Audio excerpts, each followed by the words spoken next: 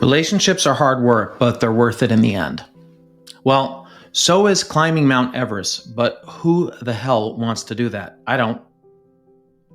Yet, when you're single and you're going through the world of dating and relationships, it is beyond confusing because you're flooded with advice like this, such as dating is like a job, right?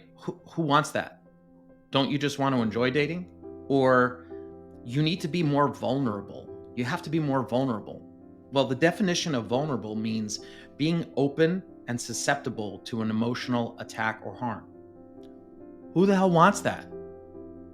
We all know that when you're single and you are struggling to get into something healthy and keep it, all you want is somebody who you can love, who loves you back, who's nice, normal, healthy, a BFF, someone who you're attracted to, you have great chemistry with, and it's easygoing and simple. It's not laborious where you have to think about everything that you say. And if you don't say it the right way, and if you mention it in this way, you're going to get into a lot of big trouble. Who wants that? Right? We all want to be loved and to love someone and accepted for who we are. Yet, this is not the world of dating and relationships.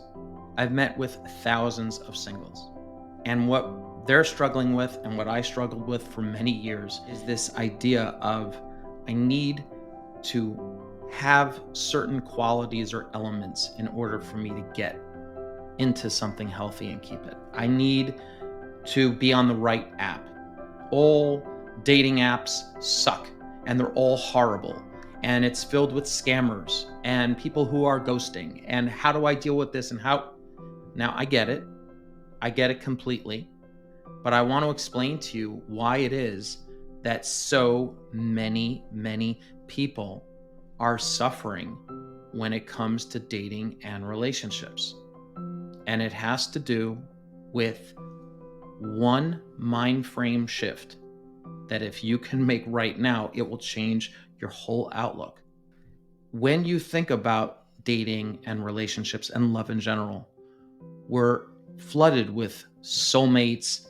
The right person is out there for me. I just have to find it. You almost feel like it's a game of luck, right? You have all these rules. Don't text the person back after 3 days. Play hard to get. You don't want to be your true self. You got to make a very good first impression, blah, blah, blah, blah, blah, blah. All these rules and regulations. This does not sound like fun, and it definitely doesn't sound like you're being authentic. And the reason why is because it's coming from a place of fear. It's coming from a place of lack and neediness.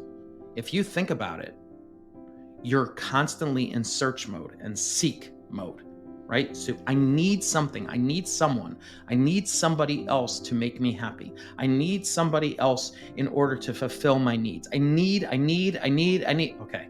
What I wanted to do with my program called Find the Right One is I wanted to turn the entire world of dating and relationships on its head. And that's why I called it Find the Right One, because the world in general thinks when I find the right one, then I will be happy. Then I will be in love. That is bullshit. The right one is you. It has and it always will be.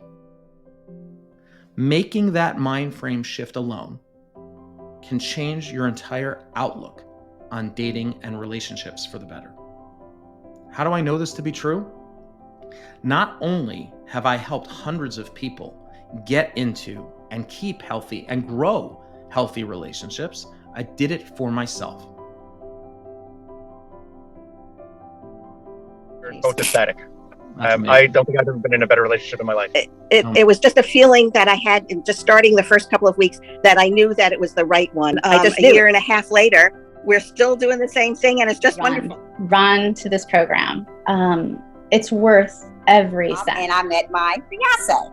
And he is really wonderful. I started using a lot of what I was learning. I have learned in the program, and my God, it really works. I promise you that if you do everything that Ellie says and everything that the program tells you to do, which is doable because we both did it, okay? I promise you, you will get the results that you want in your life.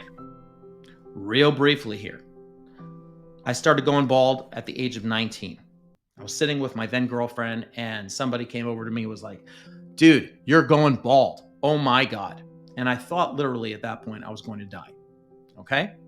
And in my brain, what happened was having no hair at 19 equals no girlfriend, equals no family, equals no life, equals die alone. So I did everything I could to try to fix this problem, this data that was coming into my brain. And what did I do? I slapped on a toupee. So here I was, a clinical social worker, working with people day in and day out, helping them find their truth, while I was hiding underneath my rug, underneath my toupee.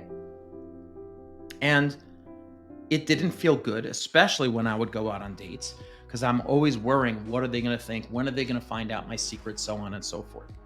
When I went ahead and finally found someone who I thought was the right one, her name is Brooke. We dated, we get engaged, and right, I should be happy. Well, guess what? The first year after we were married sucked. The engagement sucked. And all because I was still living in my head, underneath the toupee, worrying about what others think, worrying that she should be my right one. She should be my soulmate. Why am I not happy? I had to flip the script. I ripped off the rug, took off the toupee, and realized that happiness and love of self comes from within. I am the right one. I changed the whole dynamic in my own head, and that is why up until today, we are in a 22-year relationship where we are growing in love day in and day out.